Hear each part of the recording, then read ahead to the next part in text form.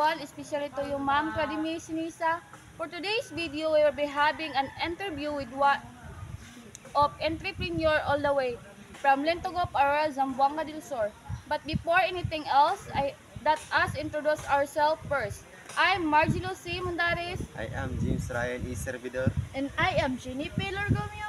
And I am Crystal Mijay Galabin. And we are the Aquaculture AV. Umaga sa lahat, andito po kami ngayon sa bahay ng aming interview. Bago natin sisimulan, ipakilala muna natin ng ating interview. Bago natin sisimulan ng ating interview, tatanungin muna natin siya kung ano ang pangalan niya. Ako po pala si J.R. Vidal Brillo.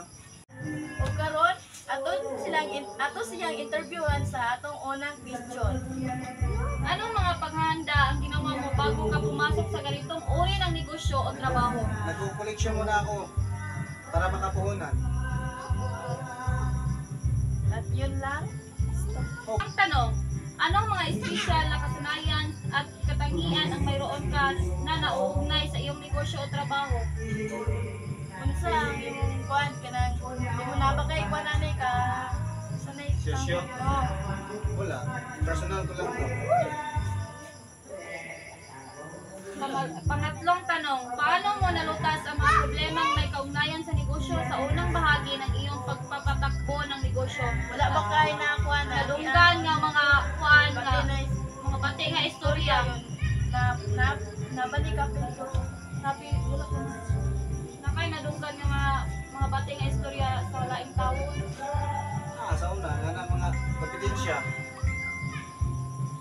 Pang-apat na tanong, sinunod mo ba ang mga tip mula sa isang matagumpay na negosyante o practitioner bago ka pumasok sa iyong negosyo?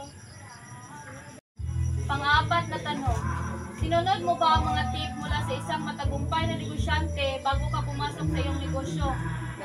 Kuan ba nimo ang mga advice sa nag-una nimo ang negosyo? Akong gikuan. Sunod na yung mga patakaran. Yan bandang mo na Sasi. mag-success imong kuan. Negosyo. Panglimang tanong, anong mga pinakamahusay na kasanayan sa negosyo ang maaari mong ibahagi sa mga naghahangad na negosyante? Unsa imong Istorya. kaistorya sa wa pa kasugod og negosyo? Kanang imo Focus i-advise lang dito yun. ba? Focus lang. Try. Hindi kami sa mga istorya sa laing tawo. Focus sa kuan na das na lang media. Pang-anim na tanong, ano sa palagay mo ang mga kapansin-pansing katangian ng mga kasanayan sa pamumuhay at katangian na naging matagumpay ang iyong negosyo o trabaho? Unsa ang kuan ba kanang Unsa may imong napansinan sa mga ubang kuan Siyempre. negosyante bago ka nag-negosyo? Balik mga istorya.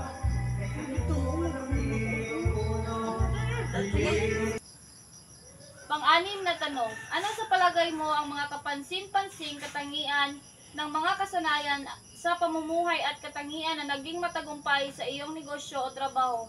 Unsa imong na kuan kanang usa kanang ipaminaw ba nimo ang mga istorya sa laing tawo?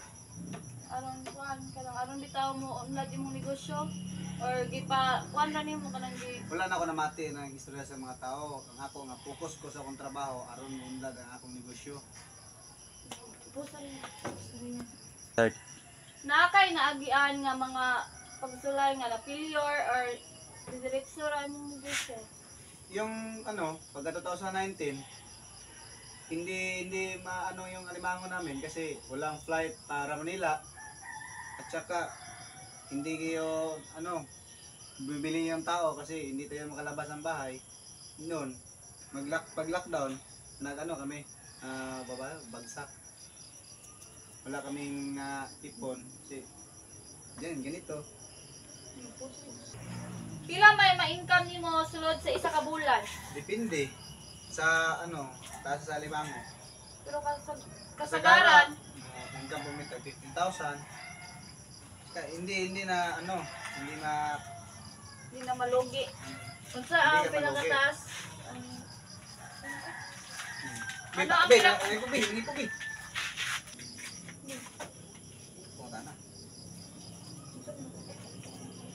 Ayos, sorry yun.